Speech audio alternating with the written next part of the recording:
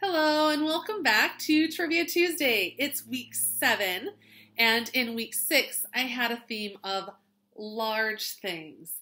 A student from my 3rd period class suggested maybe a theme of very small things. So we're going to have a small theme. If you want to suggest themes or questions, please share your ideas with me. Make my job easier. But until we get to that point, let's just get going with this week. I'm going to start with a question kind of related to last week. Last week I asked about the largest cat in the world, and this week I want to know what is the smallest breed of dog. There are lots of dog breeds in the world, but I want the smallest dog breed.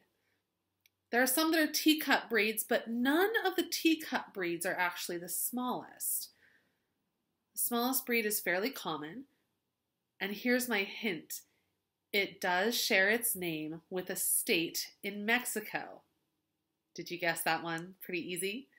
Chihuahuas are the smallest breed of dog in the world, and even the smallest dog on record was a Chihuahua, weighing only 20 ounces. That's like a bottle of pop. So let's keep talking about the little things in life. Let's stay in the area of animals, but let's go smaller than a Chihuahua. I'd like to know, what is the smallest mammal? Now, there are all sorts of very small mammals, but this one is the smallest of them all. It's not a mouse, though mice are pretty small. I will tell you it is a type of rodent.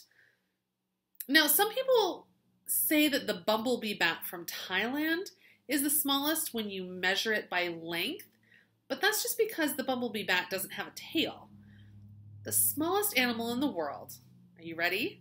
Weighs just 1.8 grams and is called the Etruscan shrew. The bumblebee bat can weigh 2 grams, so the Etruscan shrew is just slightly smaller.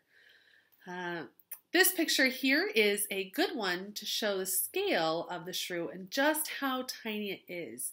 You can see it there on the person's hand. Let's go ahead and move to question 3. Last week, I asked a question about how Russia was the largest country in land area. This week, I want to know, what is the smallest country in the world? There are lots of very small countries. So what do you think? It's not Luxembourg. In comparison to other small countries, Luxembourg is actually pretty large. At 998 square miles. Though that is, of course, much, much smaller than Russia's 6 million square miles. But we still need to get smaller. You can even guess another country that starts with an L, Liechtenstein. But while Liechtenstein is much smaller than Luxembourg, at only 61 square miles, the smallest country is even smaller. I'll give you a hint. It is in Europe, and this smallest country is contained entirely within the borders of another larger country. Technically, I guess San Marino falls into that category, being entirely within the boundaries of Italy, but having only 23 square miles of area. But nope, I'm looking for something even smaller than San Marino. Any guesses? You can pause if you want and keep guessing, but I'm going to tell you the smallest country in the world is Vatican City, measuring at only 0.17 square miles. That's pretty tiny. I've never been there, but it is on my list. Maybe I'll get there one day. Somewhere I have been is the world's smallest park. So what I would like to know is, where would you find the world's smallest park? It's not Prince's Park in Burntwood, England. Though that town's citizens argue that it should be considered the smallest park because it had a fence. And the real smallest park doesn't have a fence.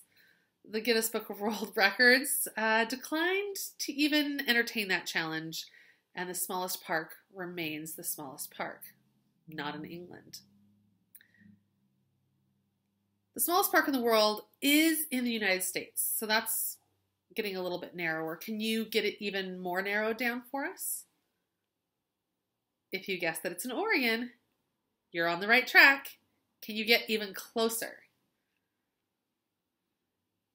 It's not Eugene. It's not Roseburg. I'll tell you, the world's smallest park happens to be Portland's Mill Ends Park. It's a small plot of land that was originally intended for a lamppost. But when the city never installed a lamppost in the hole that was left, a reporter came in and planted flowers and called it a park and said, "This is a park. I put flowers here. That makes it a park." The city officially designated it as a park in 1976, and it is the world's smallest park. It's only like that big. It has room for like a little tiny tree and some little plants. You can go to downtown Portland and see it. It's right there. Actually, it's kind of in the median of Nadeau Parkway, but so you have to like see it when you cross the street. But you can go and see it in downtown Portland, and sometimes they decorate it for different holidays. But you may have to wait until quarantine is over. Sad. All right. It's time for today's final question. And of course, yes, it's a phobia. And here's what I want to know.